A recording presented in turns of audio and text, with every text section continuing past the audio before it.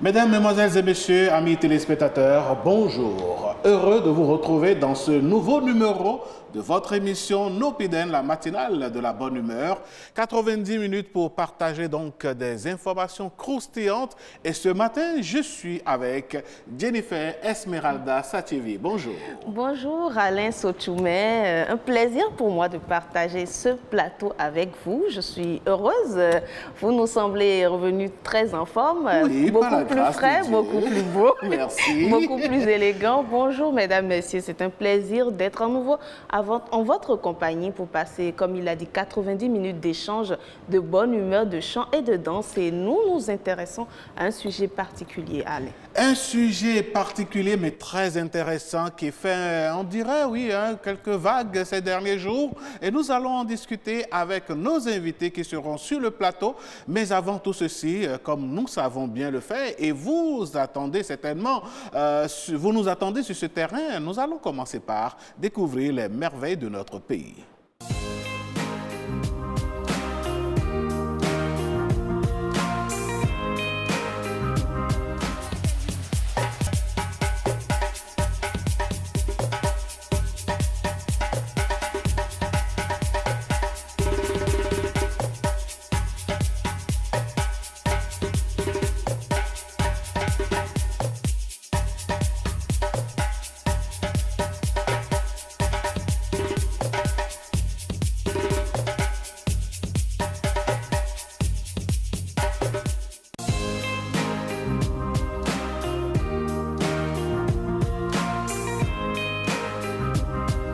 Dans la commune de Latakora, vous découvrirez tout simplement la nature dans sa splendeur qui vous accueille tout simplement loin des pollutions des villes. Et nous étions donc avec les chutes de Kota. Absolument, un endroit très beau, très paradisiaque, on va dire, mais ce qui est sûr, quand vous y allez, vous allez vous détendre et vous allez vous apaiser, certainement acquérir de bonnes choses et revenir. Pourquoi pas? Et nous sommes justement de retour sur ce plateau avec de l'humour. Vous savez, quand on démarre une journée avec de l'humour, on est assuré que toute la journée, on aura tout simplement une bonne ambiance autour de soi. Mesdames et messieurs, avant d'accueillir notre humoriste, voici donc le jingle.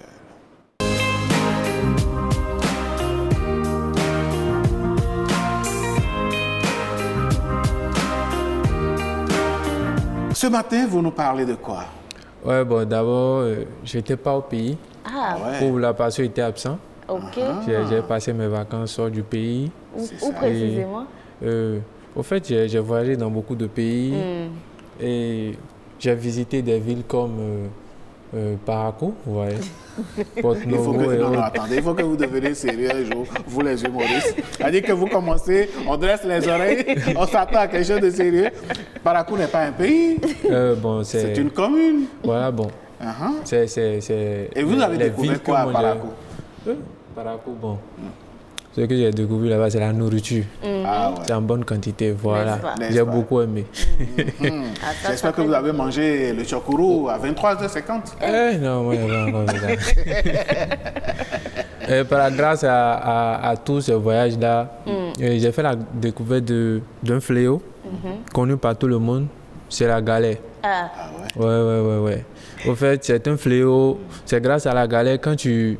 C'est que toutes les musiques qu'on joue autour de toi, tu te sens toujours visé. Ah bon? Oui. Quand tu es en galère, quand on joue n'importe quelle musique, tu es dans l'environnement, tu te sens visé. Ah.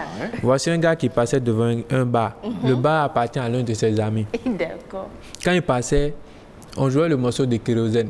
À son passage, la partie qui passait, c'est là où Kérosène a dit « Entre nous qui crûmes et vous qui doutâtes, lequel eut raison ?» Le gars en passant devant, il dit « Ah, donc parce que toi tu as réussi, tu as construit un bar, tu es en train de me parler comme ça. » Alors que le gars n'est même pas là, c'est une musique qu'on est en train de jouer. Et on se rend compte que la galère donne du courage. Dans la ville de Cotonou, je ne sais pas si dans la circulation vous avez fait la remarque, s'il pleut, tout le monde fuit. Oui. Ah ouais? Mais vous allez voir des motocyclistes en pleine circulation, ils sont en conversation sur la moto, alors qu'il y a une voiture qui est derrière qui klaxonne en pleine vitesse. Mais ils ne vont pas bouger. Ils ne vont même pas bouger. Ils vont continuer leur... Ce qui veut dire que la galère donne un certain courage que moi-même, je n'arrive pas à comprendre. Quoi. Et le drame, c'est que parfois, il y en a qui roulent à deux fronts. Hein. Il y a deux motocyclistes qui circulent et qui discutent. Oui, ils discutent comme s'ils étaient dans un bureau. Local, hein. Non. Et eux, ils ne connaissent ni la gauche ni la droite. Eux, ils sont sur la voie seulement. Non, c'est la galère qui leur donne. C'est la galère qui donne tous ces gens de courage. Et en parlant de galère, j'ai su que, à part Dieu, la seule chose qui peut supporter tous nos caprices, c'est nos chaussures. N'est-ce pas? Oui. Imaginez la souffrance qu'une chaussure peut endurer dans les pieds d'un chômeur en quête d'emploi. Il va beaucoup marcher. Non, imaginez. Nos chaussures, à part Dieu, c'est nos chaussures qui peuvent supporter nos caprices. Et en parlant de chômeurs, il y a des citations et des coachs qui encouragent les chômeurs. On dit les premiers deviendront les derniers et les derniers deviendront premiers.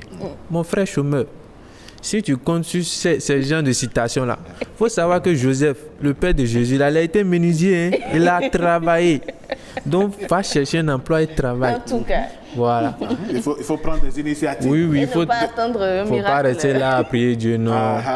Bon, de toutes les façons, quand on se lève effectivement et qu'on décide d'avancer, Dieu aussi accompagne. Oui, c'est ça. Allez, merci beaucoup à vous, Abdoul. On vous retrouve en fin d'émission pour votre deuxième passage. Oui, mais vous, apparemment, vous n'êtes pas dans la galère, hein, parce que vous êtes bien sapé et puis il ne connaît pas la galère. Je ne crois pas. Ou bien c'est galère vieille. La vie ne fait pas le moine. Allez, mesdames, messieurs, l'habit ne fait pas le moine, mais sur cette émission Nopiden, vous savez bien que nous aimons vous proposer de la bonne musique et exclusivement des artistes béninois. Et ce matin, on va faire honneur à une dame. Absolument, une dame qui est beaucoup aimée, en tout cas au Bénin et à l'intérieur du pays, autant qu'à Cotonou. Il s'agit de Oluwakemi qu'on ne présente plus. Allez. Ah ouais, elle a même été invitée sur ce plateau Absolument, il y a quelques mois. Une émission qui a quand même fait parler d'elle, une rubrique qu'on a beaucoup suivie. Alors, on va la retrouver juste après le jingle, Absolument. dans sa toute nouvelle production intitulée Goût de temps.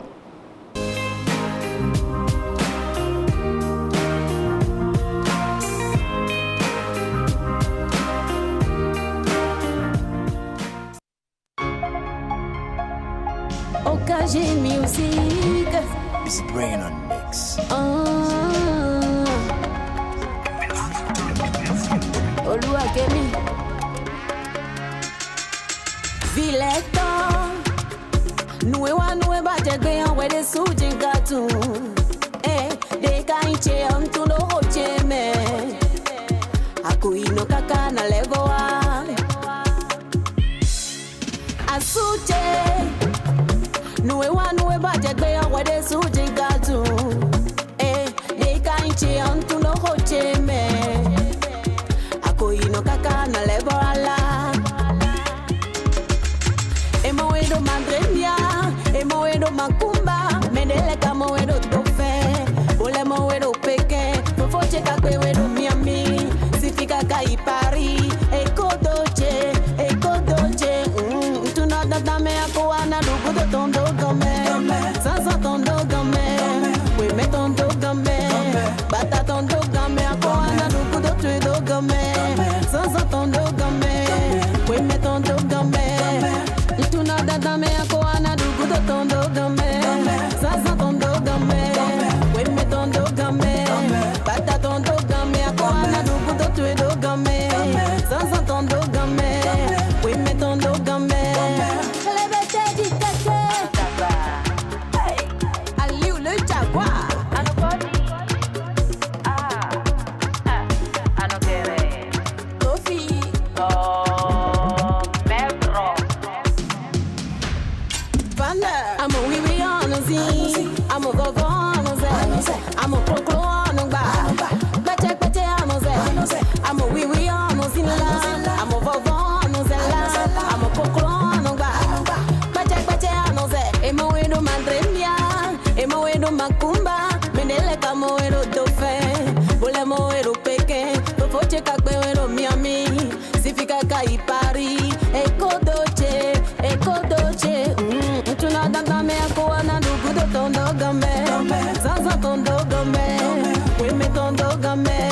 bata tondo game akoana dukudo twelo game sansa tondo game kweme tondo game itundo game akoana dukudo tondo game sansa tondo game kweme tondo game bata tondo game akoana dukudo twelo game sansa tondo game kweme tondo game kelebete di keke.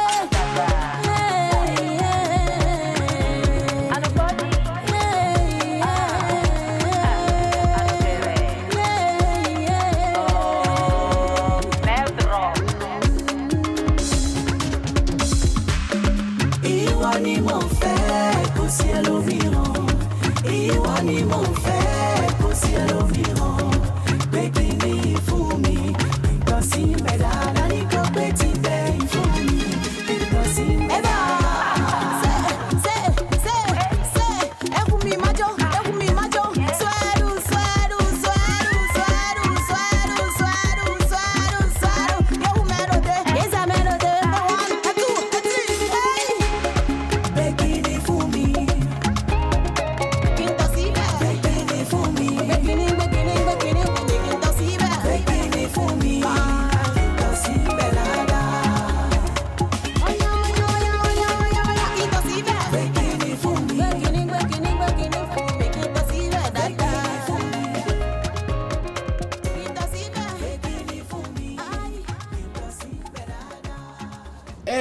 Oluwakemi qui transmet ici le message d'une femme déterminée à ne pas perdre son mari. Il peut aller où il veut, il peut faire toute la java dont il a envie. il peut faire toutes les... disons, les courses, tous les tours qu'il veut. Elle l'attend à la maison. Ah, c'est clair. Et puis, elle fait tout pour le garder. Elle prend ses précautions. Elle met ce qu'il faut à sa disposition, Absolument. en tout cas, pour qu'il se sente bien. Mais c'est une façon de dire aux femmes de ne pas tellement bouder l'homme, quels que soient les caprices qu'il fait. Je pense que c'est une façon de dire que même quand on boude, il faut quand même ne pas perdre de vue. N'est-ce pas? Que voilà, il faut quand Comme même le dirait essayer de... quelqu'un, la concurrence est rude. Absolument.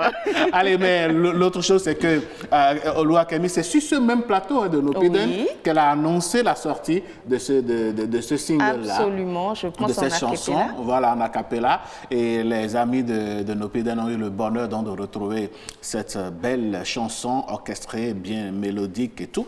Allez, on va la retrouver en fin d'émission pour danser avec Oluwakemi, pour dire tout simplement, quelles que soient les situations dans les couples, il ne faut pas perdre de vue que demain sera toujours meilleur. Et parlant justement de demain, de couple et de vie entre hommes et femmes, la loi, oui, la nouvelle loi, sinon la relecture de l'ancien code des personnes et de la famille en République du Bénin a soulevé, sinon a jeté un gros pavé dans la mare. Et puis on parle donc de l'interruption volontaire de la grossesse. Qu'en est-il? Cette loi apporte-t-elle une solution ou bien crée-t-elle d'autres problèmes? Y a-t-il plus de peur que de mal? Le gouvernement est sorti à donner son point de vue. Quel est, votre point de vue? Nous allons certainement les recueillir à travers vos messages WhatsApp. Mais avant, nous avons deux personnes sur ce plateau, des voix qui vont essayer de nous aider à décrypter ce message, cette loi, les implications d'une façon ou d'une autre. Et donc, on va lancer le débat, mesdames, messieurs. Ce sera juste après ceci.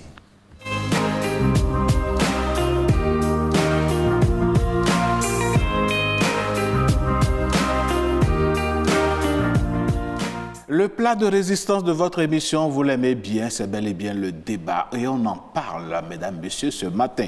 La loi sur l'interruption volontaire de la grossesse.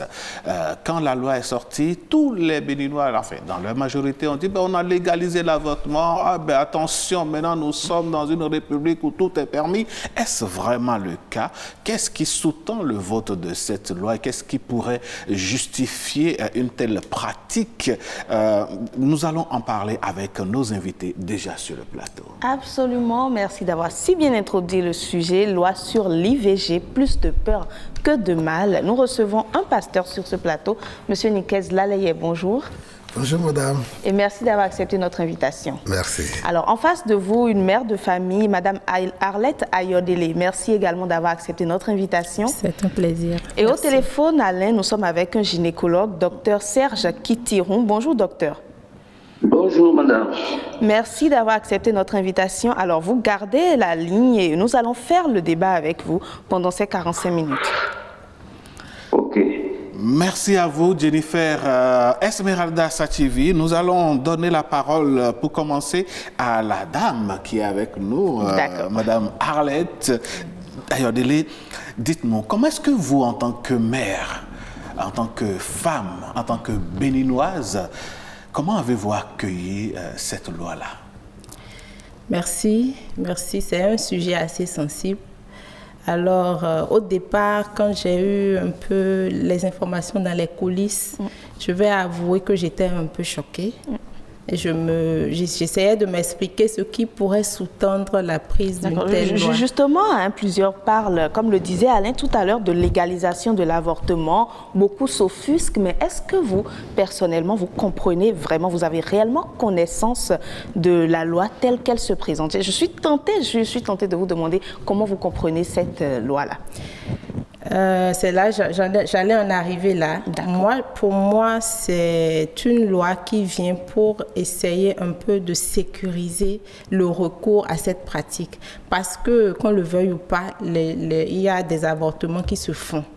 Mais pas forcément dans les bonnes conditions. Donc la lecture après coup que moi j'ai fait de cette loi, c'est qu'elle vient pour un peu sécuriser le recours, pour éviter que les femmes ou les jeunes filles qui seraient amenées un jour à recourir à l'avortement le fassent dans de bonnes conditions pour préserver leur vie. C'est la première lecture brute que moi je fais. Et puis après je pourrais peut-être approfondir.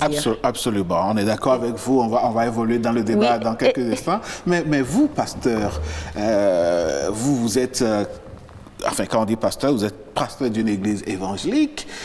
Quand la loi est arrivée comme ça, la modification de l'ancien code des personnes et de la famille et qui aujourd'hui encadre, voilà, c'est le thème employé par le gouvernement et les initiateurs de cette loi.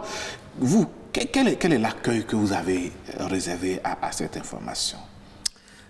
Merci, cher journaliste. Je remercie également Mme Arlette qui prend part à ce débat. Bon, au fait, nous, en tant que membres du clergé, nous ne sommes pas là et nous n'avons pas vocation pour contester les décisions d'un régime ou des autorités. Bien, nous avons notre lecture des faits dans la société. Et vous allez voir que c'est l'une des rares fois où quand les députés ont voté une loi, ça a vraiment fait de tumulte. Parce qu'il y a un problème qui se pose. Et, Madame Alette l'a dit tout à l'heure que c'est vraiment une situation sérieuse et qui mérite qu'on le prenne vraiment tête posée. Et pouvoir justement, vous avez parlé de certaines personnes qui s'offusquent et je suis également tentée, comme Madame Arlette, de vous demander votre compréhension personnelle de cette loi, de cette modification. Et de notre point de vue, nous ne sommes pas pour. D'accord, mais lorsqu'on dit, est-ce que vous pensez que c'est une loi qui vient légaliser l'avortement juste comme ça, ou est-ce que vous avez eu le temps de prendre connaissance de la loi en elle-même et savoir de quoi il s'agit concrètement? J'ai fait des débats. Je suis un docteur et j'ai fait le débat avec des collègues docteurs, des amis qui sont dans la politique, des fidèles. Donc vraiment, j'ai suffisamment fait le débat, donc je sais de quoi il est question. Absolument. Mais donc, vous avez commencé par dire que vous êtes contre. Pourquoi en tant que clergé vous êtes contre? Et dans mon rôle de pasteur, nous servons Dieu et qui est l'auteur de la vie et qui a demandé qu'on se multiplie. Il n'a pas demandé qu'on aille pour se faire assassiner. Donc nous voyons l'avortement, que ce soit IVG, interruption volontaire de grossesse, comme un acte criminel, comme de l'assassinat, c'est de l'infanticide. Si ces enfants-là pouvaient se défendre, s'ils avaient la capacité de se défendre, ils vont se défendre. Mais pasteur, quand vous dites ça, les chiffres avancés, on parle par exemple de plus de 200 femmes qui meurent comme ça parce qu'elles décident d'aller se faire avorter et dans la clandestinité. entre le fait de sauver les femmes aussi, c'est des vies humaines qu'il faut sauver. Est-ce que vous ne pensez pas qu'en voulant défendre le fœtus, l'enfant qui va naître bientôt, et la mère qui a des soucis, si un choix doit être fait, est-ce qu'il faut laisser continuer des femmes, plus de 200 femmes mourir par an avec cette pratique? Justement, c'est là le problème. Donc, il faut déjà agir de façon ex-ante. Il ne faut pas permettre que ces situations arrivent pour qu'on en arrive à des cas où il faut avorter. Il faut plutôt empêcher. Et il y a une série de mesures qu'on peut prendre pour empêcher qu'on en arrive là. C'est ça le problème. Qu'est-ce qui amène à l'avortement? On peut aborder plusieurs de ces sujets-là et pouvoir ne pas permettre ça. C'est ça le problème. Il ne faut pas permettre qu'on en arrive là. D'accord. Docteur, avant de continuer, nous allons lire l'article 17.1 de cette nouvelle loi-là, qui fait polémique actuellement. L'article dit ceci: à la demande de la femme enceinte, l'interruption volontaire de grossesse peut être autorisée lorsque la grossesse est susceptible d'aggraver ou d'occasionner une situation de détresse matérielle, éducationnelle, professionnelle ou morale incompatible avec l'intérêt de la femme et ou de l'enfant à naître. Alors, Madame Ayodele, qui juge de l'opportunité de la détresse professionnelle causée ou bien que pourrait connaître la femme ou l'enfant à naître pour autoriser l'IVG? Merci. Vous savez, dès qu'une loi est votée, il y a des mesures d'accompagnement que le gouvernement prend pour situer dans quel cadre et comment la loi sera mise en application. Moi, de ma compréhension, je me dis, bon, la femme enceinte, elle va vers un professionnel de santé où elle dit, je veux avorter parce que si elle énumère, il revient au professionnel de faire, comment dirais-je, une petite enquête pour voir si les raisons qu'elle évoque sont valables et permettent de recourir à la pratique. Et moi, bien avant qu'on ne parle de cette loi, moi j'ai échangé avec des gynécologues à qui j'ai demandé, si une femme vient vers vous et demande à avorter, comment vous faites? Ils m'ont dit, notre vocation c'est de donner la vie. Et donc quand la femme vient, elle nous donne ses raisons, on essaye de faire un travail psychologique sur elle pour l'amener à changer d'avis. Et si on y parvient, elle garde sa grossesse, elle met son enfant au monde. Mais si on n'y parvient pas, nous, on ne fait pas, elle peut aller le faire de façon clandestine où elle veut. Mais le gynécologue dit, moi, je ne fais pas d'avortement. Donc, j'estime que même avec cette loi, il y aura ce travail préalable forcément que les médecins vont faire. Ça ne veut pas dire qu'une femme enceinte peut aller dans un centre de santé et dire, je veux avorter parce que je suis en situation de détresse, j'ai ci, j'ai ça. On va dire, ok, d'accord, couchez-vous, madame, et on lui fait avorter. Justement de gynécologue, nous en avons un qui suit le débat avec nous. La femme, s'il y a une situation qui va aggraver, si la grossesse qui intervient va aggraver ou occasionner des situations de détresse professionnelle, morale, affective et tout ça, je vous pose la même question.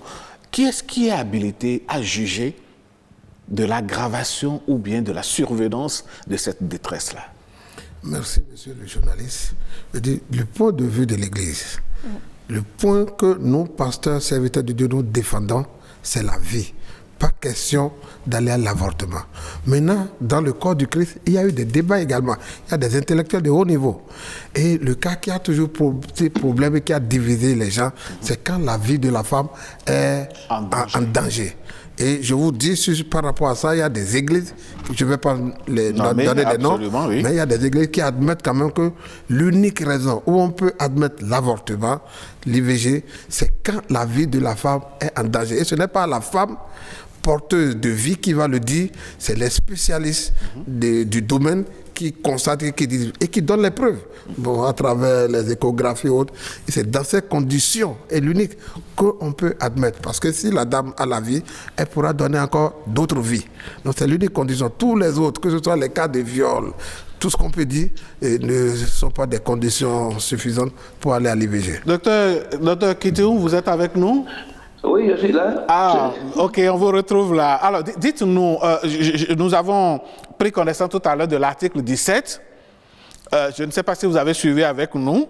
Tout à fait suivi. Alors, dites-nous, en tant que gynécologue, d'abord, quelle pourrait être désormais votre attitude quand une patiente vient vers vous pour se faire avorter?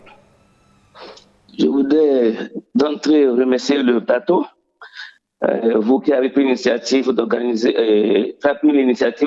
cette rencontre débatteur. Je veux rectifier que je suis spécialiste en santé de la reproduction, gestionnaire de programmes de santé de reproduction, partenaire de l'Institut régional de santé publique aussi. Alors, ce sujet, aujourd'hui, intéresse toute l'opinion nationale, mais je dois rappeler au passage plutôt que l'avortement l'IVG était légalisé au Bénin depuis 2003, mais à 3 conditions. La première, c'est lorsque la grossesse peut constituer un danger pour la santé et la vie de la femme. Lorsque le fœtus qu'elle porte a des infirmités ou en cas de viol ou d'inceste. Donc, à ces 3 conditions, l'interruption volontaire de grossesse était autorisée depuis 2003. Mais voyons, les conditions restent restrictives, ce qui fait que des femmes qui ont droit à cet acte, qu'on pouvait sauver facilement, vont se cacher pour aller chez ceux-là qui n'ont aucune qualification pour offrir ce service de qualité, ni l'équipement minimum, et malheureusement perdent la vie. D'accord. Alors, chaque année, vous l'avez bien fait de le signaler, au moins 200 femmes meurent de suite d'un avortement à risque. Et ce qui fait que l'avortement à risque a pris de l'ampleur au Bénin, étant devenu la deuxième cause, voire la première cause de décès maternel au Bénin. Dans les pays où l'avortement a été légalisé, nous ne voyons pas un si fort taux de décès maternel. Si vous prenez les pays de l'Amérique de l'Or, ce n'est qu'après 3700 avortements qu'on peut dénombrer un décès. Vous prenez les pays de l'Union européenne, sur 1400 avortements, vous avez un seul décès. Vous arrivez en Asie, vous allez voir que sur 160 avortements, on dénombre un décès. Dans les pays de l'Amérique latine, sur 130 avortements, on dénombre un décès. Mais qu'en est-il de l'Afrique, dans le Bénin? Sur 16 avortements seulement, vous avez déjà un décès. Alors, on est sous le même ciel. Nous adorons le même Dieu. Mais qu'est-ce que nos femmes, nos filles, nos sœurs ont fait pour mériter ce sort que nous pouvons conjurer facilement? Alors, je vais vous dire une chose. C'est vrai, dans la Bible, les Écritures saintes et dans d'autres livres, c'est écrit, allez vous multiplier, occuper la terre. Mais à côté, vous verrez, dans le Nouveau Testament, plus ou moins, je suis chrétien catholique, Jésus, qui est un modèle sur la terre pour nous, Jésus a dit, et je le cite, qui est cet homme qui, en voulant construire une tour, ne va-t-il pas s'asseoir pour voir s'il a de quoi finir la construction de cette tour? S'il n'en a pas les moyens, il s'assied et il révise son plan. C'est pour dire quoi? Si je n'ai pas la possibilité de supporter autant d'enfants, je n'en ferai pas autant. Je révise mes ambitions à la baisse. Si c'est 2 enfants que je peux suivre, si 2 enfants peuvent suivre, ça suffit. Lorsqu'on me dit qu'il y a des moyens à foison pour éviter les grossesses non désirées, qui sont souvent les causes de recours à l'interruption volontaire de grossesse, j'ai dit c'est vrai, il y en a.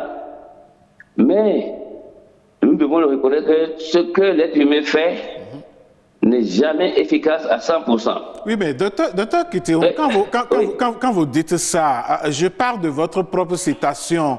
Si je n'ai pas les moyens de m'engager dans quelque chose, je ne fais pas. On parle de la déscolarisation, on parle de la grossesse en milieu scolaire et tout ça. Alors, quel travail, vous, en tant que spécialiste de la santé et de la reproduction, vous faites en amont pour que les jeunes n'aillent pas au rapport sexuel incontrôlé et puis après, s'adonner à l'IVG? Justement, nous sensibilisons. La sensibilisation est la première stratégie pour amener les jeunes à comprendre que plus tard, plus sûr, que le plus important, c'est leur avenir qui importe. Mais vous savez, vous aurez beau conseiller les jeunes, mais ils ne vont pas tous vous suivre. Vous n'allez pas les suivre 24 heures sur 24. Et ils font des mouvements seuls. Quand est-ce qu'ils réalisent ces actes, nous ne pouvons pas le savoir. Cependant, nous leur disons, lorsque quelqu'un ne peut pas s'abstenir de rapports sexuels, alors qu'il utilise les préservatifs. D'accord? Mais le premier enseignement qu'on donne, c'est l'abstinence. D'accord. C'est l'abstinence. Partout avec les jeunes, c'est ça. Docteur Kitehou, ce qu'on va faire, vous gardez la ligne, on va revenir sur le plateau avec nos invités qui vous ont suivi jusque-là. Alors, Madame Ayodele, vous avez suivi Monsieur Kitehou qui dit, on a beau enseigner, sensibiliser les jeunes, ils y vont toujours, et donc, il faut donc encadrer l'avortement. Mais, comme il a dit, depuis 2003, la loi a rendu l'avortement officiel. Maintenant, avec cette loi modificative, est-ce que vous ne craignez pas qu'il pourrait y avoir, je vais dire, des abus de la part des uns et des autres? Je ne pense pas. Je vais dire une chose très simple. Il a évoqué la loi de 2003, mais il y a de 2003 à aujourd'hui des femmes qui sont tombées enceintes, dont l'enfant est mal formé, mais qui ont choisi de mettre au monde. Parce qu'elles n'ont pas pu accepter de recourir à l'avortement. Pourtant, la loi les autorise. Il y a des femmes qui sont violées et qui tombent enceintes, mais qui préfèrent garder leur grossesse. Donc, ce n'est pas parce qu'il y a une loi qui crée une extension ou qui donne des conditions pour recourir à l'IVG que dès que la femme tombe enceinte et qu'elle ne se sent pas la force de garder la grossesse, elle va se lever et dire « je veux avorter parce que la loi est là ». Ce n'est pas comme ça. Il y aura forcément tout un processus des enquêtes, j'en suis sûre. Le gouvernement ne peut pas vouloir exterminer sa population. S'il nous extermine, s'il n'y a pas de relève, mais qui est-ce qu'ils vont gouverner demain? Donc pour moi, forcément, de ma lecture... Dans la relève, il y a de futurs dirigeants. Mais voilà, si nos parents, il y a certains qui ont fait le débat et qui ont dit, si nos parents nous avaient avorté, on ne serait pas là aujourd'hui. Voilà aussi un argument. Oui, c'est un argument qui est valable, mais écoutez, qu'est-ce qu'on va choisir? Laisser la femme aller vers les charlatans, les charcutiers là, qui ne font rien de bon et se faire tuer, finir avec 2 vies d'un coup, ou prendre des mesures pour essayer quand même, au cas où on n'aurait pas le choix de recourir à ça, de sauver au moins une vie. C'est là la question. Il y a beaucoup qui disent, bon, vos filles, elles vont tomber enceintes et elles ne vous diront rien, elles iront avorter. Il y a des filles qui tombent enceintes, les parents ne savent pas, elles vont avorter, elles viennent, elles saignent, on ne sait pas ce qu'elle a, elles meurent parce qu'elle est allée se confier aux personnes qu'il ne faut pas. Donc pour moi, c'est un travail, le gynécologue l'a dit, ils font la sensibilisation. Il faut que nous aussi, parents, nous ne fassions pas du sexe un tabou à la maison avec nos enfants, aussi bien les filles que les garçons, parce que la fille ne tombe pas enceinte sans le garçon. Il faut que le travail se fasse au niveau des deux pour que vraiment on puisse corriger un tant soit peu les situations qui conduisent à cette extrémité. D'accord. Est-ce que la modification, l'adoption de cette nouvelle loi pourra régler la question selon vous? J'estime que oui, parce qu'on a un gouvernement qui s'est vraiment tapé du poing sur la table. À partir du moment où la femme elle a des recours légaux, si on mène une enquête je me dis, mais si on reçoit une femme dans un centre de santé qui vient de se faire avorter, qu'on remonte et que ce n'est pas un centre officiel qui l'a fait, la personne ira en prison. Parce que vous voyez des aides-soignants, des gens qui ont juste assisté à des accouchements, qui installent des équipements bizarres et qui disent, voilà, et qui disent, je fais des avortements. Ils ne peuvent pas te faire une écho pour dire, bon, non, si on le fait, vous risquez de mourir, il y aura telle conséquence, parce que tout ça se fera. La femme qui va dans le centre de santé, elle a la possibilité de se faire une écho, de faire des examens, de voir si l'avortement ne met pas sa vie en danger ou pas. D'accord. Madame Ayodele, monsieur Laleye, face donc à la réaction des populations, le gouvernement est monté au créneau, a donné son point de vue, a tenté d'expliquer un tout petit peu de quoi retourne le vote de cette loi. Je vous propose de suivre la conférence de presse gouvernementale et on revient sur ce plateau. La situation de la femme au Bénin est l'unique sujet de cette conférence de presse. En mettant en place l'Institut national de la femme, nouvelle formule, le chef de l'État et son gouvernement ont pris l'engagement d'œuvrer à une aube nouvelle pour la femme au Bénin. Dans cette logique, le gouvernement pousse à la réglementation des pratiques. Le premier texte de loi dans cette disposition particulière est loin d'être la porte ouverte à la débauche. Le projet de loi qui a été introduit a prévu notamment les cas où, dans une situation de détresse matérielle, financière, morale ou éducationnelle, la femme est confrontée à la complexité d'une équation, celle de garder une grossesse. Dans ces cas, la nouvelle loi a prévu que la femme peut être autorisée à demander une interruption volontaire de grossesse. Et plus loin, la nouvelle loi a disposé du terme au-delà duquel il ne serait pas licite. Il s'agit du terme de 12 semaines d'aménorrhée. Merci à Ghislain Poguet pour cet élément. Réaction, pasteur Laleye? Merci. Je continue de dire que l'unique raison pour laquelle nous pouvons admettre, comme certains, que la femme puisse aller à l'IVG, c'est quand ça vient menacer. Et tout à l'heure, on a entendu, je crois, c'est le ministre de la Santé qui disait que c'est pour des raisons financières, on peut aller à la... Mais ça, c'est grave.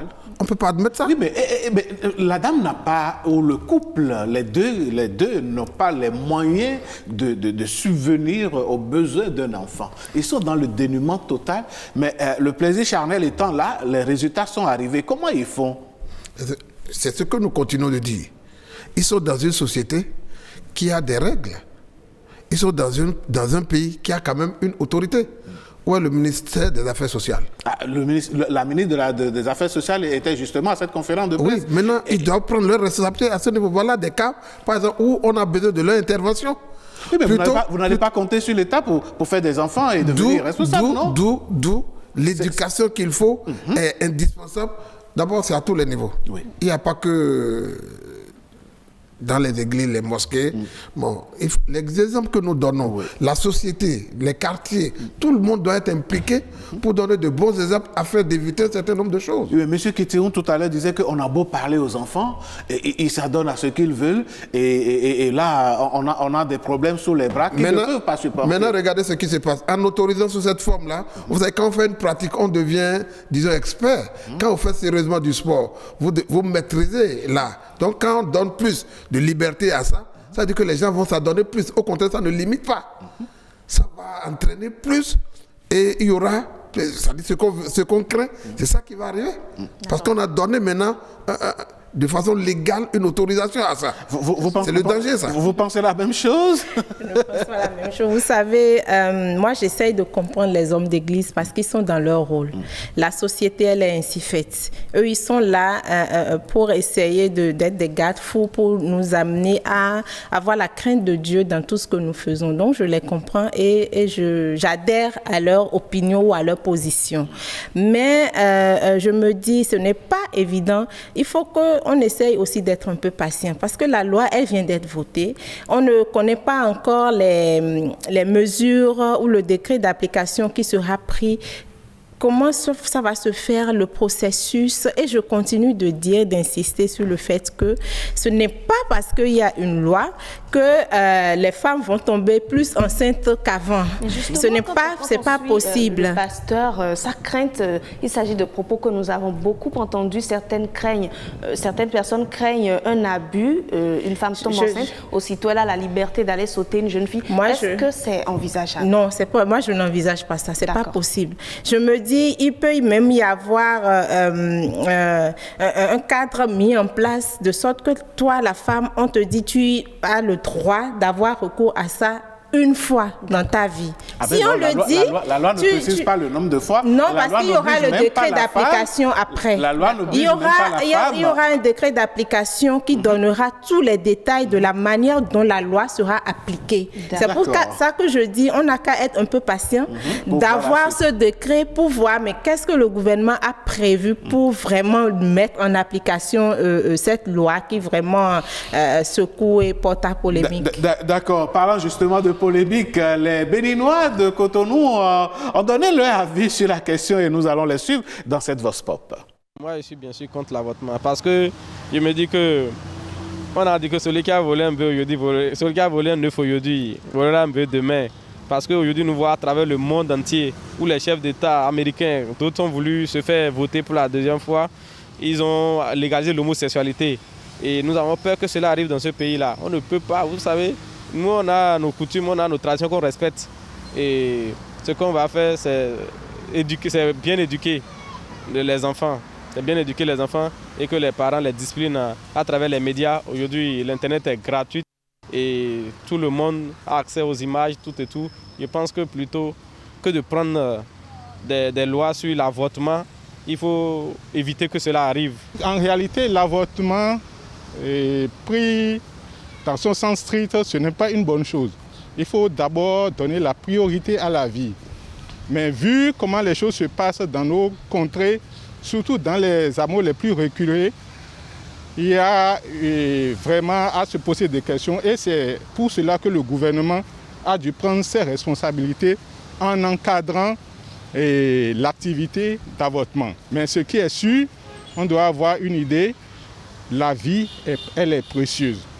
Maintenant, la question que l'on se pose, l'avortement tel qu'elle est légalisée, ou que les femmes doivent aller dans les centres de référence, la cible qui avortait clandestinement, est-ce que cette cible a les moyens d'aller dans les centres de référence pour se faire avorter?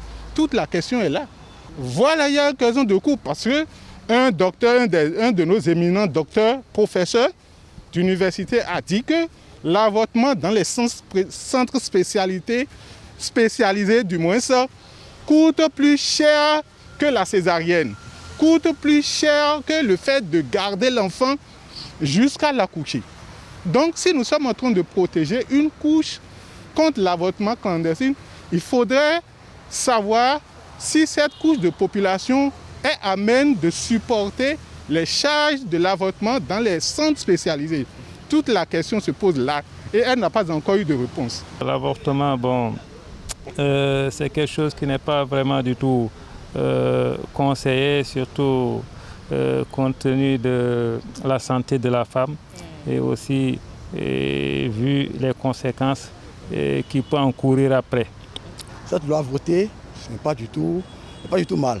Si on ne disait pas ça, les gens vont toujours avorter. Pour moi, c'est plus mieux qu'on vote comme ça pour que nos sœurs aient la vie sauve. Sinon, il y a beaucoup de gens qui meurent en avortant.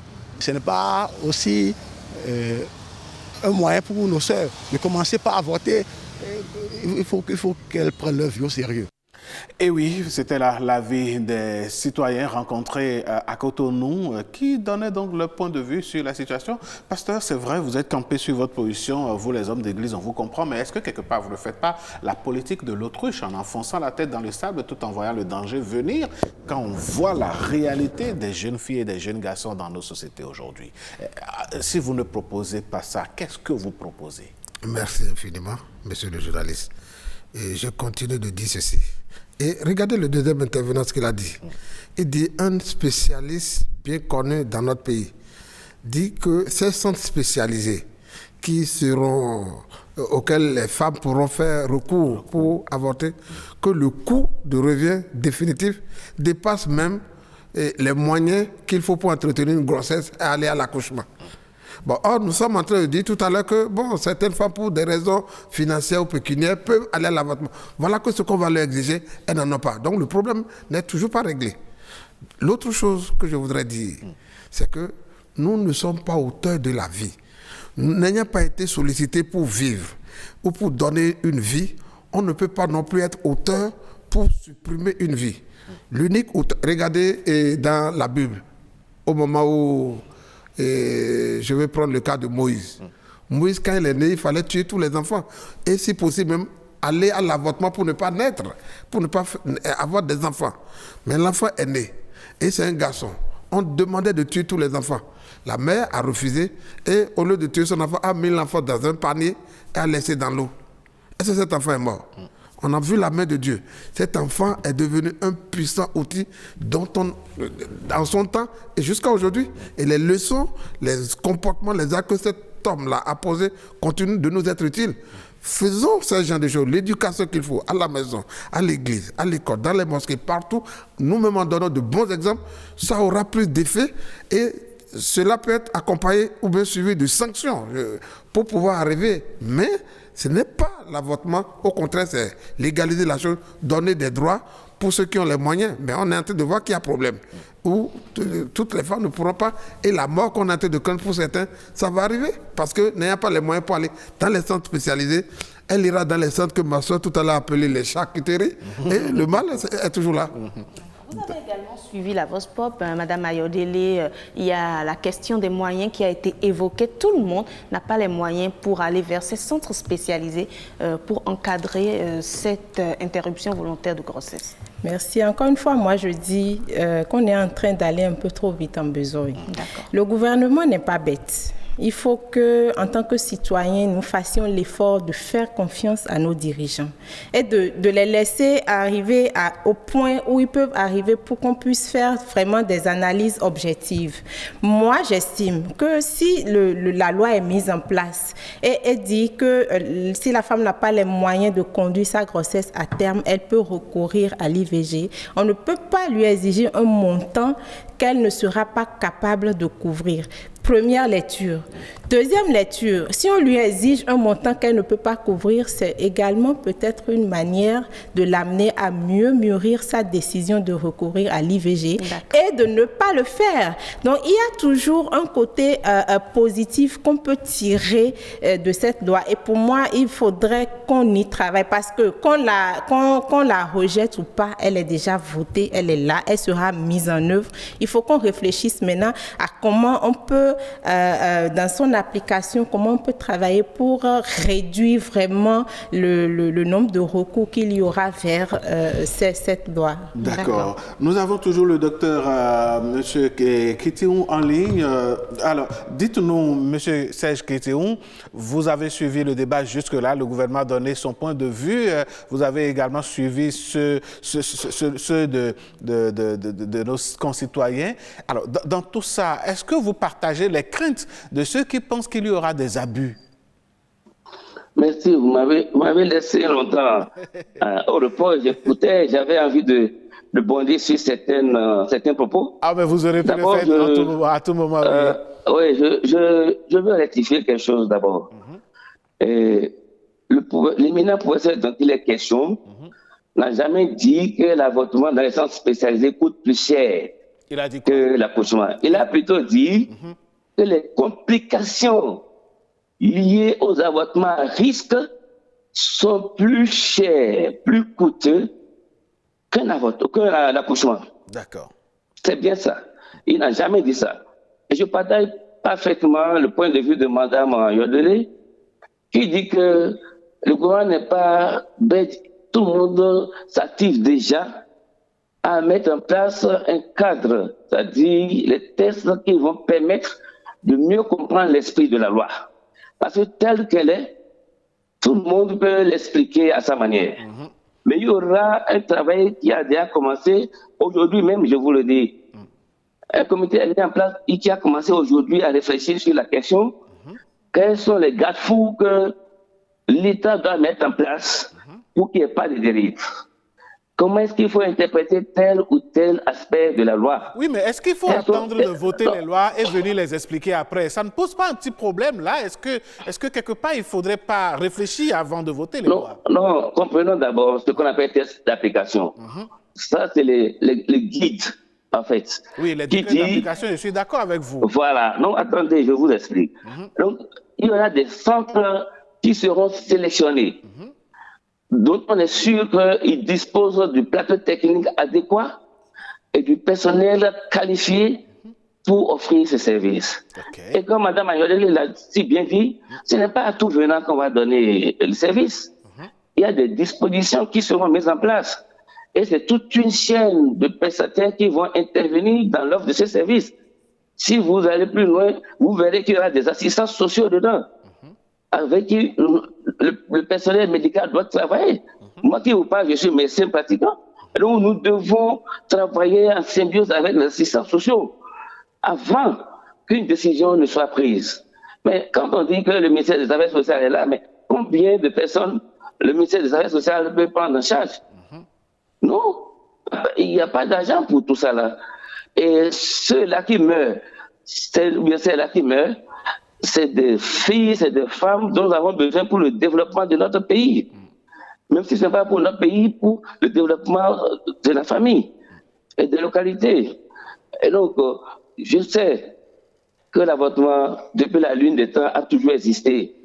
Il y a plus de 2000 ans, l'avortement a existé en Afrique, au Bénin. Et nos grands-parents aussi ont eu à pratiquer l'avortement, mais dans les conditions que nous connaissons. Mais aujourd'hui, il est question de sauver des vies que nous pouvons sauver. Parce qu'à l'époque, quand les grands-parents mouraient, on parlait de sorcellerie. Mais ce n'est aucunement la sorcellerie. Aujourd'hui, nous allons continuer encore de parler de sorcellerie. Non, nous avons évolué. Nous sommes à la modernité et nous devons utiliser les progrès de la science pour pouvoir sauver des vies que nous sommes à mesure de sauver. Et non rester silencieux, voir les jeunes filles aller mourir. Nous sommes tous coupables. Et c'est ça le problème de notre société. Nous savons tout. Et nous savons que nous pouvons éviter. La sensibilisation seule ne suffit pas. Si les gens ne suivent pas la sensibilisation et tombent dans cette dérive, mais est-ce une raison pour que nous les laissions aller mourir? Vous avez parlé de précarité matérielle. Est-ce une raison pour qu'on laisse les gens qui sont complètement démunis fabriquer des enfants qui sont même nos brigands aujourd'hui, qui perturbent la quiétude des femmes? Monsieur Serge Kétéo, merci. Oui. Merci pour cette intervention. Non, attendez, je ne vais pas finir. Il y a un élément essentiel. Oui, dites-nous, parce que nous sommes tenus par le temps désormais. Oui, des pays avant nous l'ont fait. Je donne l'exemple de l'Éthiopie, pays de la fois dernière. Oui. Avant l'introduction de la loi, ils avaient jusqu'à 38 000 cas d'avortement à risque. Mais lorsqu'ils ont légalisé l'avortement, en 2004, déjà en 2008, ils sont passés à 26 000 cas.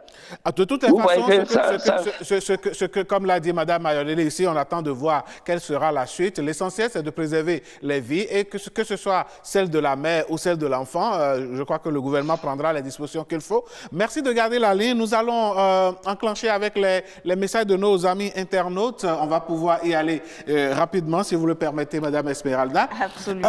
Le docteur Romuald Aïtchéou dit ceci, Romuald Aïtchéou Boton, il dit « Vous vous plaignez que la loi qui légalise l'avortement est non chrétienne et que ce n'est pas une bonne chose pour les générations futures. Mais qu'avez-vous transmis à ces générations futures pour que l'État ne soit pas obligé de voter cette loi? Vous avez transmis les responsabilités et l'immaturité, donc on a voté une loi pour que lorsque la grossesse survient, on aille faire une attestation de paternité avant que le bébé ne porte le nom de son père. Vous avez transmis le manque d'éducation sexuelle, la non-maîtrise de soi et le viol. Donc, le nombre de grossesses en milieu scolaire a augmenté. Vous avez transmis la perversité en milieu scolaire et l'abus et le viol. Donc, on a été obligé de voter une loi pour interdire le harcèlement en milieu scolaire. Vous avez transmis le non-respect des règles de vie et de l'autorité. On est obligé de prendre des décisions pour que vous alliez vous vacciner contre une maladie pandémique. Vous avez transmis le non-respect des codes de la route. Vous avez transmis l'inconscience morale et on retrouve des étapes de jeunes élèves qui s'adonnent au plaisir de la chair en public et entre eux. Vous avez transmis tellement de choses qui minent notre société actuelle que l'État, en tant que garant de la santé de ses citoyens, avec ou contre leur volonté, soit obligé de prendre des décisions. Ces décisions sont dures à avaler et sont difficiles à accepter pour certains, mais c'est le constat amer de nos propres actes manqués. Si vous ne prenez pas garde à prendre le taureau par les cornes, on va bientôt voter les lois autorisant des relations contre nature parce que c'est ce que vous affichez comme norme comportementale dans notre société africaine. Et justement, où va l'Afrique ? La seule solution pour sortir de cette spirale infernale qui aspire notre société africaine dans une impasse qui n'est pas de notre culture, c'est de faire renaître notre culture africaine avec ses défauts certes, mais de grandes valeurs telles que le sacré de la vie humaine, la hiérarchisation de la société, le vivre ensemble social. Absolument. Et un autre message de Madame Patricia qui dit bonjour à toutes et à tous. Vraiment, docteur, vous avez tout dit, même s'il est très difficile de regarder cet tort en face, il est de notre responsabilité aujourd'hui de comprendre que nous avons participé à cette loi par notre silence, notre fuite en avant, la délégation de notre rôle de parents et j'en passe, vraiment très difficile. Alors voilà, on va revenir sur ce plateau. C'était là les deux messages que nous avons reçus pour vous ce matin, chers amis téléspectateurs. On va faire un dernier tour de table. Madame, on commence par vous. Si vous devriez conclure en quelques secondes, que diriez-vous ? Je dirais qu'on ne se trompe pas, je ne suis pas pour l'avortement, mais je suis pour l'avortement sécurisé, dans de bonnes conditions. Alors, j'irai jusqu'à dire que je remercie le gouvernement pour cette décision brave. Ce n'est pas évident quand on voit tous les remous qu'elle a créés, mais je compte sur le gouvernement pour prendre les mesures idoines pour que vraiment chacun de nous soit apaisé, quelle que soit sa situation sociale, que ce soit les religieux, que ce soit les hommes qui ont peur que leurs femmes aillent se faire avorter dans leur dos, que ce soit les mères, les pères de famille qui ont peur que leurs jeunes enfants aillent se faire avorter dans leur dos, que des mesures soient prises pour rassurer tout le monde et pour qu'enfin on se dise « Ah, mais c'est vrai, c'était une bonne chose. » Merci. Ok.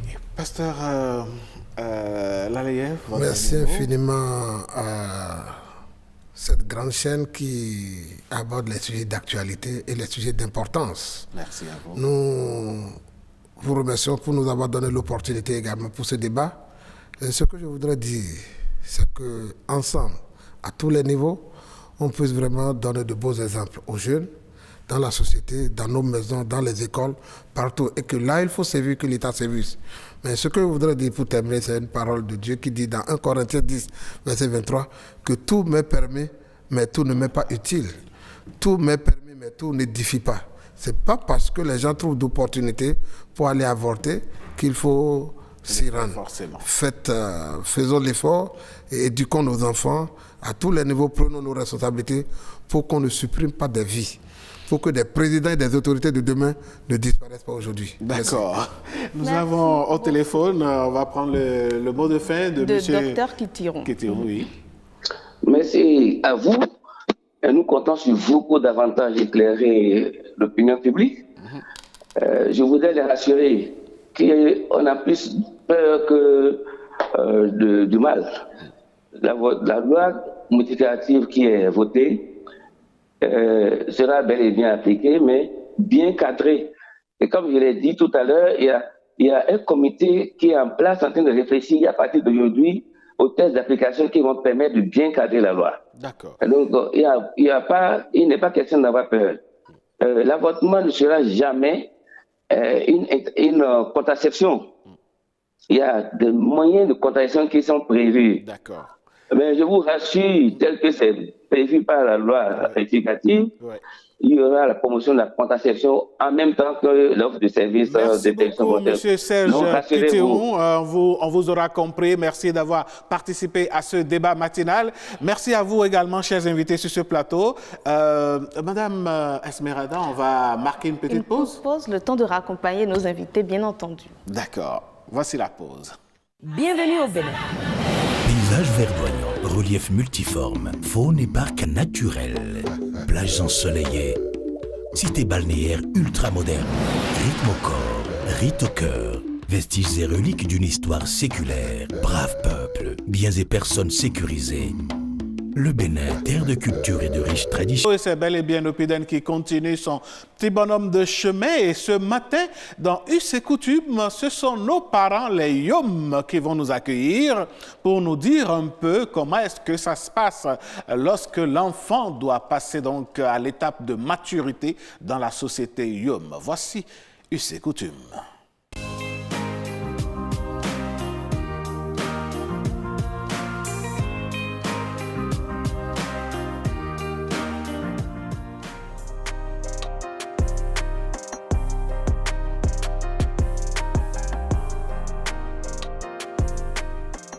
La cérémonie de maturité, ça là, c'est un autre problème qui regroupe pratiquement les hommes, surtout les bras valides. Ces bras valides, à un âge donné, après les cultures par exemple, cela regroupe la plupart des jeunes garçons à l'âge de 18 ans, 20 ans et plus. Ça peut être une entraide. Ça peut être que vous êtes allé cultiver pour les beaux-parents d'une tierce personne. Ça peut être un chant du village ou le chant du roi du village. Après les chants, les travaux champêtres, ils organisent ces cérémonies-là pour élire le responsable appelé le roi des jeunes.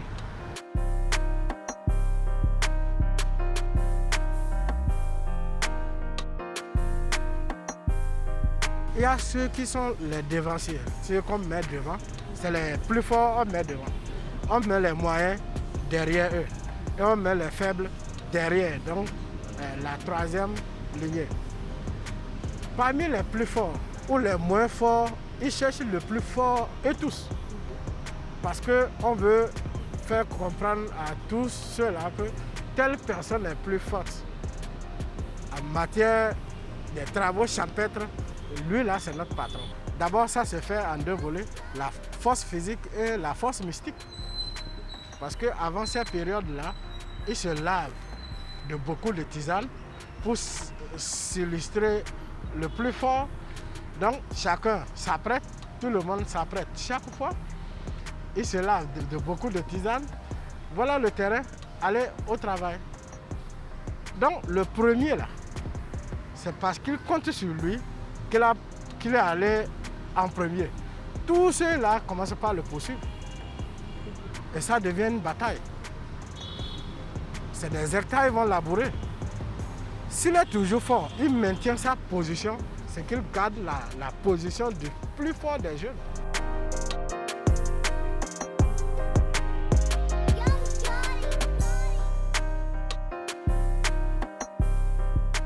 On l'amène chez le roi, devant ses notables et tout ça là, on l'intronise comme le responsable des jeunes, qui est suivi par un autre ministre qui suit ce roi-là. Donc c'est lui, en quelque sorte, son coursier, son potissu, qui sert à divulguer l'information quand le besoin se fait sentir.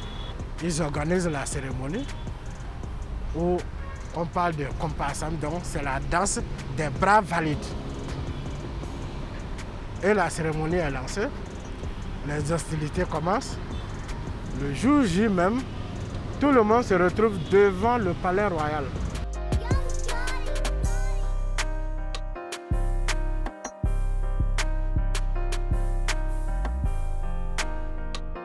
L'avantage, c'est d'abord le respect. Le deuxième avantage, c'est que ta famille est honorée. Toi-même, tu es honoré. Quand tu marches, tu passes, c'est que tu as beaucoup de femmes. Tout le monde sait que lui, c'est le bras valide. Lui, cette année, c'est lui qui bat le record et tout ça là. Donc c'est une fierté pour la famille.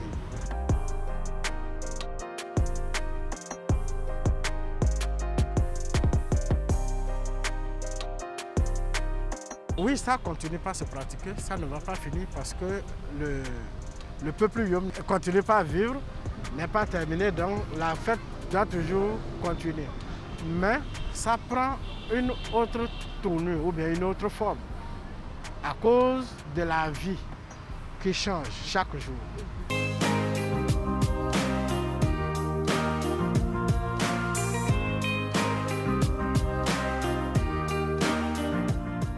Et oui, c'était là hein, l'intronisation, sinon la cérémonie qui confirme donc la suprématie du jeune le plus fort, hein, qui devient le patron de tous les jeunes et le collaborateur direct du roi. Hein. Absolument, c'est quand même un privilège. Hein. Notre invité l'a expliqué, il a beaucoup d'avantages et il est très, très apprécié, très désiré également en tout cas. N'est-ce pas? Il fait la joie des dames, en tout cas. Allez, ce qui fait notre joie, c'est de vous servir également les prénoms africains chaque jour que Dieu fait où nous faisons cette émission parce que ça fait partie aussi de notre identité. Hein. Et nous allons donc recevoir notre invité juste après ceci.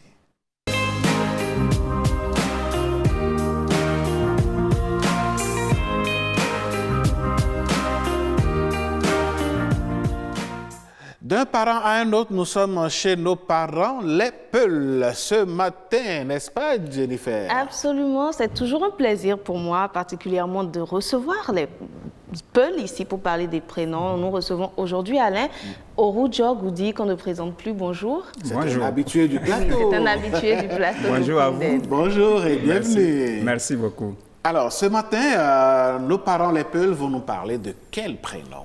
Oui, nous avons choisi de vous parler du prénom Haran. Haran. Voilà. D'accord. Oui. La prononciation, elle est spéciale. Elle est spéciale. Haran. Voilà. D'accord. Quand vous dites Haran, c'est autre chose. C'est autre chose. Il y a l'intonation qui compte. OK. Oui. Alors, Haran, ça veut dire quoi?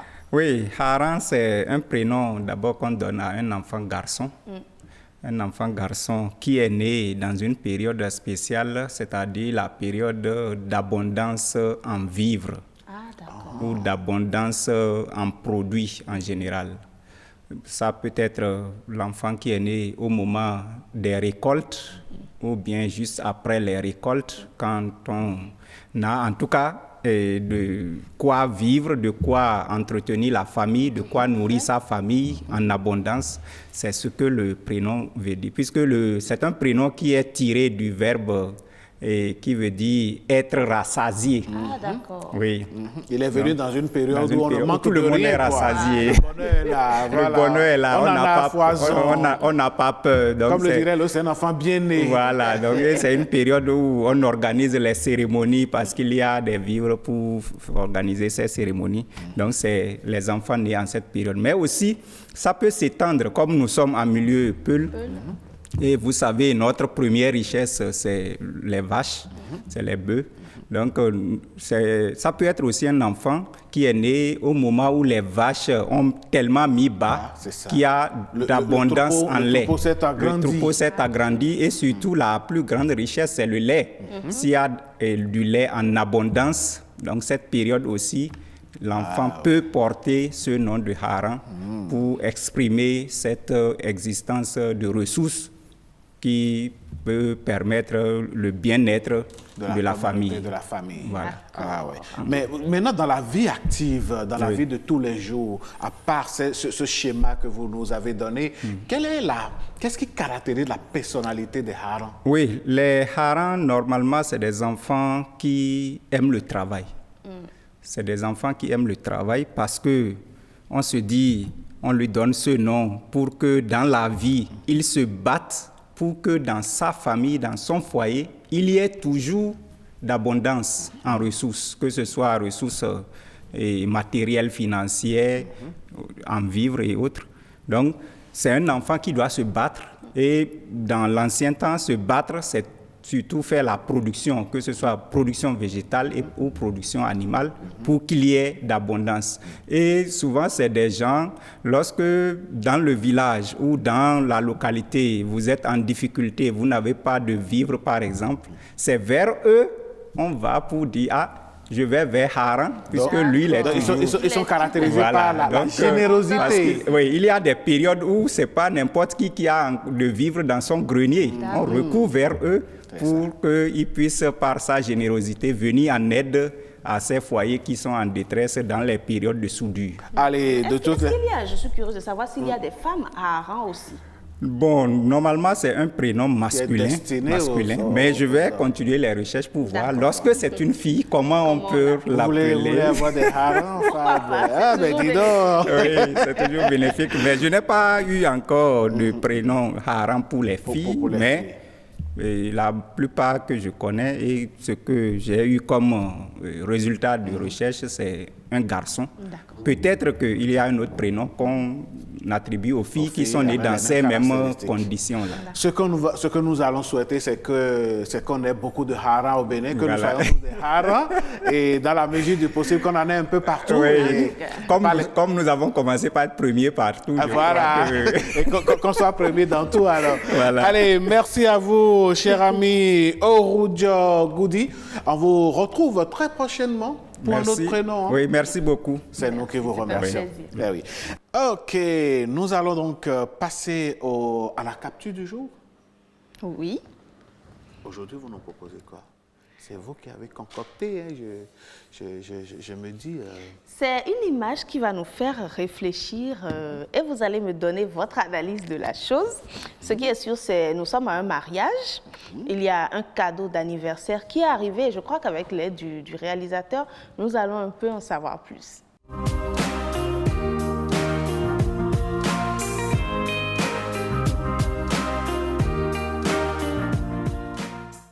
D'accord. Allez, ce qu'on va faire tout de suite, c'est qu'on va découvrir l'image du jour avec la complicité de la réalisation. Et on va savoir justement de quel cadeau il est question. Ce qui est sûr, c'est un cadeau hors du commun. Je ne sais pas si vous arrivez à voir un peu ce que je vois. Ah ben oui. Et ça, c'est extraordinaire. N'est-ce pas? Non, mais attendez, quand même, hein. Le mari même est étonné. En tout cas. Le gars lui offre, il n'a même pas emballé la mic, bon, quelques petits rubans, voilà, et puis il lui offre un cadeau et c'est une brique. Une brique. Et le gars est étonné. Il lui dit, Jonas, mais c'est quel cadeau de mariage tu m'envoies là? Et il répond, aïe. Donc, tu t'es marié là, tu ne penses pas à construire ta maison? Bon, moi, je me demande si c'est avec une seule brique qu'il va réussir à construire. Non, mais c'est symbolique. C'est symbolique, va voir maintenant le gars, il a mis beaucoup d'argent dans ce mariage. Bien sûr, ça peut être interprété comme ça et là, c'est carrément une sensibilisation en tout cas. C'est carrément une sensibilisation parce que oui, c'est vrai, l'amour, le mariage, c'est beau, se mettre en couple, c'est bien, on a les rêves plein la tête et tout, on met beaucoup d'argent. Parfois, on met tellement d'argent, parfois, certaines personnes vont s'endetter. Tout à fait. Vous imaginez? Beaucoup s'endettent et comptent sur les cadeaux justement pour payer ces dettes-là. Ah ben voilà, si on vous donne rien que des cadeaux comme celui-là, qu'est-ce que vous allez faire? Il vous dit, il faut penser, donc construire votre maison. En tout cas. Mais c'est vrai, c'est une image qui nous donne beaucoup à réfléchir. Ce n'est pas seulement dans les cadres du mariage. Hein. Non. Vous savez, vous avez des groupes d'amis où les gens sont prêts à se cotiser beaucoup d'argent pour aller faire la fête, boire. Mais ils ne sont pas prêts à se cotiser de l'argent pour lancer un business, par exemple. Je suis d'accord avec vous, Alain. Alors donc, la prochaine fois que vous passez votre temps à boire ou bien à faire des mariages, des événements fastueux et puis, je ne sais plus quel adjectif il faut dire, où vous dépensez beaucoup d'argent, demandez-vous si vous êtes déjà chez vous. Absolument. Si vous prenez déjà les dispositions pour acheter un petit lopin de test, pour faire une petite brique quelque part et commencer peu à peu. C'est toujours mieux, en tout cas, quand on a ces choix, parce qu'on dépense beaucoup dans la location et tout ce que cela implique. Donc, je crois que vous avez raison. N'est-ce pas? Tout à fait. Ce qui est sûr, les téléspectateurs aussi ont compris. Hein, c'est vrai, il faut Il faut faire la fête, hein, il faut, oui, l'amour, le mariage et tout, c'est vrai. Et on a besoin de se faire plaisir parfois, mais il faut savoir poser les limites. C'est important. Merci à vous, chers amis de la réalisation. Tout de suite, on va passer à quoi? À Instant Éco. Instant Éco. Aujourd'hui, hein, vous avez envie de nous plonger dans le monde du business. Absolument. Pour qu'on puisse réfléchir autrement, parce que comme on le dit, hein, faut pas avoir... Pas les temps qui courent, non. Non, il paraît même que les temps ne courent plus. Hein. Pas ces temps qui ne courent plus. Il faut avoir plusieurs cordes à son arc. Je suis d'accord. Et laquelle des cordes vous nous proposez ce matin? C'est une surprise que nous allons découvrir après le jingle. D'accord, on va y aller juste après le jingle.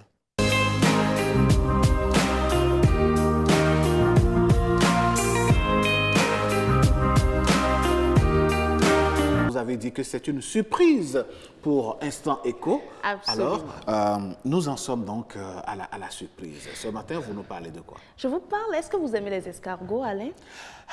Mais dis donc, je les aime avec de la friture. Oh là là, c'est que ce Instant Éco d'aujourd'hui va vous intéresser parce que nous allons parler d'escargots. Mais comme vous le disiez, côté business, vous savez, hein, comme vous beaucoup aiment l'escargot, au Bénin, la collecte des escargots, surtout en cette saison pluvieuse, ne suffit plus pour satisfaire les clients parce que c'est vrai qu'autrefois, on en prenait juste. Ah ben oui, il suffisait qu'il y ait la pluie, vous rentrez dans la brousse. Je suis sûre que vous en savez quelque chose. Attendez, quand j'étais petit, hein, je ne le cache pas, moi j'allais en chercher dans la brousse. En tout cas, c'était délicieux. Mais pour répondre à la demande toujours croissante, on est de plus en plus en ville, etc. Des producteurs ont commencé à s'intéresser à l'élevage des escargots qui présentent, selon eux, plusieurs avantages. Les escargots, par exemple, ne font pas de bruit, ils ne dégagent pas d'odeur, les excréments ne sentent pas mauvais et ils ne tombent pas malades. Ils mangent peu, ce qui réduit déjà le coût de l'alimentation et un potentiel commercial très élevé. La viande d'escargot est la plus chère sur le marché, selon ses producteurs, et la demande excède toujours l'offre. En outre, cette viande a des vertus thérapeutiques inestimables. Ah ouais? Absolument. Donc, l'élevage ne requiert pas une présence permanente. L'entretien des escargots et de l'escargotier se fait tous les 2 ou 3 mois seulement. Wow. Absolument. Et le plus important consiste à veiller à ce qu'il y ait toujours de la nourriture dans les mangeoires et de l'eau dans les abreuvoirs. Il s'agit là pour eux d'un avantage très important, ce qui leur permet de vaquer à d'autres occupations sans que cela ne nuise à l'avantage. Vous le disiez, il faut avoir plusieurs actes. Donc, quand vous voulez faire plusieurs choses à la fois, pourquoi ne pas opter pour cela? Donc, nous le disions, cette activité a quand même certaines exigences dont l'irrespect, par exemple, peut conduire à des déboires considérables. Pour lancer un projet d'élevage d'escargots, il faut s'assurer d'un cadre environnemental propice. Il est important que les escargots soient à l'ombre, l'exposition au soleil. Ben oui, parce que le soleil va leur faire du mal. Absolument. Ah ouais. Ce sont des êtres quand même fragiles, voilà, ouais. Quand même très, très fragiles. Et puis, comme vous le disiez, ils meurent très vite quand ils sont exposés au soleil. Et la densité en fonction de l'escargot, lorsque vous voulez créer, par exemple, un espace, il faut le faire relativement vaste en fonction du nombre d'animaux à élever. Pour les escargots de grande taille, c'est-à-dire de plus de 250 grammes, il ne faut pas plus de 50 escargots par mètre carré. Et le marché est florissant, c'est ce que nous allons dire. Pour finir, vous pouvez vendre un panier de 40 escargots entre 10 000 et 25 000 francs en fonction de la taille. Vous venez donc de nous donner une belle idée de business. Et je vois le réalisateur qui fait déjà de grands gestes là-bas. Il se dit, ah ben attendez, j'ai quelques espaces à la maison. Pourquoi je n'y ai pas pensé plus tôt? Pourquoi pas? Angélique, on vient de vous filer le tuyau. Hein? Allez, mesdames, messieurs, je suis sûr que vous aussi, vous avez compris. De toutes les façons, on n'a pas besoin de grand espace pour le faire. Et donc, pendant qu'on est à la maison, dans son jardin, dans les petits coins de la maison, on peut toujours avoir ces animaux de compagnie et se faire de l'argent. De l'argent, bien sûr. Ouais. Allez, on vous remercie, Jennifer Esmeralda Sativi, pour cette belle idée que vous nous avez donnée ce matin. On va y penser et puis on va gérer ça. Tout de suite, lui, il est déjà sur ce plateau avec nous. On va tout bonnement faire le deuxième plateau de l'humour avec Abdoul, l'homme qui voyage dans les pays comme Parakou. Parakou, Godomé, Calavi. En tout cas, ça, ce sont des pays pour Abdoulaziz. Ouais. Mais pour le deuxième plateau, vous n'allez pas nous parler de voyage. Non, je ne veux pas parler de ça. J'ai oublié mes mots, je voulais faire une prière, mais j'ai oublié. Et votre maison à Dubaï, tout se déroule bien là-bas? Ah ouais, ça va. Ouais. Tranquille. C'est une prière, c'est bien. Ah oui, oui. Je viens de recevoir même le rapport de chef projet. Voilà, c'est une bonne nouvelle. Par exemple, on dit les anges de Dieu se promènent partout. Donc il faut raison. Amen. Mais moi, je sais pour une prière. Les femmes. D'ailleurs, je voulais parler des femmes tout à l'heure. Et cher monsieur, j'aimerais vous informer, si vous venez à une soirée ou à un mariage et vous voyez une femme venir avec un gros sac, ne vous inquiétez pas. À l'intérieur, il y a une galerie de chaussures. Ah ouais? Une femme est capable d'acheter une chaussure de pointure 35 alors qu'elle chose du 45. Pourquoi? Juste parce que la chaussure a la même couleur que sa robe. C'est tout. Les femmes sont compliquées. Ah, mais elle vient de confirmer. Oui. Non, mais c'est parfois parce que la chaussure est tellement belle, vous vous dites, je vais essayer de forcer, on ne sait jamais. Ouais, c'est ce qui peut se passer. Oh, mais ce n'est pas toutes les femmes. Mais c'est par rapport à la citation, on dit ce que femme veut, Dieu veut. À tout à l'heure, quand on nous maquillait, les hommes, c'était rapide. Si c'est trop, c'est 3 minutes. N'est-ce pas? Mais quand une femme est venue s'asseoir, elle dit, ouais. Ça, au moins, c'est il y a 30 minutes. Elle est partie pour 3 minutes. Ah ouais, parfois, Ouais. parfois c'est elle qui se maquille avant moi. Oui, oui. Les femmes sont vraiment compliquées. En parlant de leurs chaussures, surtout les femmes que je félicite, c'est grâce aux chaussures que j'ai su que les femmes sont battantes. Ouais, surtout les chaussures talons. Ah ouais? Elles en souffrent. Comment ça? Mais elles ne peuvent rien faire. Elles sont là. Elles vont vous témoigner. Mais parfois, vous voyez, le pied est tordu, ça prend de la forme. D'une certaine façon, je me dis, mais comment est-ce que vous arrivez, jusqu'à aujourd'hui, je pose toute la question, Oui. comment est-ce que vous arrivez au fait, à tenir debout c'est ça? comme nous les hommes, au fait, quand on porte des cuisses serrées, vous voyez, au mariage, on ne peut pas faire trop de mouvements. Donc, notre seule position pour rester en sécurité, c'est de rester assis. Non, il ne faut pas se rendre la vie difficile. Il faut prendre la pointure qui va avec votre pied, tout simplement. Il y a plein de gens qui se compliquent la tâche comme ça. Juste parce que la chaussure est bien et tout, mais il faut qu'on porte ça obligatoirement. Quand même, hein. Donc, vous en faites partie. Ah ouais. Allez, Abdoul, ce qui est sûr, on va vous retrouver demain matin, parce que le temps est vraiment parti. D'accord? Absolument. On va esquisser quelques pas de danse avec... Oluwakemi, notre cher Oluwakemi. Et puis, on va boucler la boucle de l'émission. Allez, Goudoton, c'est le clip qu'il faut regarder plusieurs fois désormais. Is it rain on mix? Oluwakemi. Vileto. Nuwe wa nuwe ba jegbe yan we de suji gatu. De ka inche ontu no hoche me. Akui no kaka na legoa. Asuje. Nuwe wa nuwe ba jegbe yan we de suji gatu. De ka inche ontu no hoche me. Akui no kaka na legoa la. Emo edo mandremia, emo edo makumba, mendele kamo edo tofe, ole mo edo peke, fofo cheka kwe edo miami, sifika kai Paris, eko doche,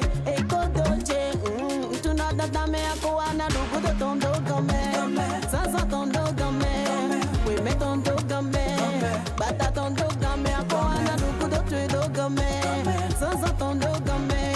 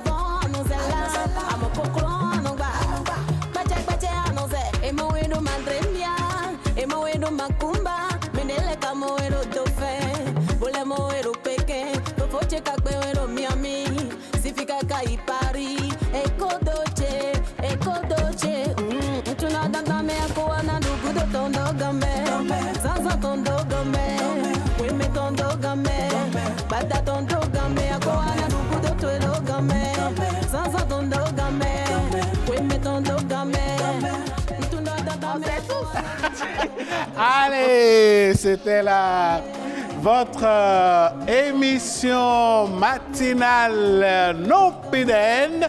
Mesdames, Messieurs, nous avons été très heureux d'avoir passé ces 90 minutes ensemble avec vous. Et nous bouclons donc avec Kemi, tout en vous souhaitant une excellente journée, une excellente suite de journée.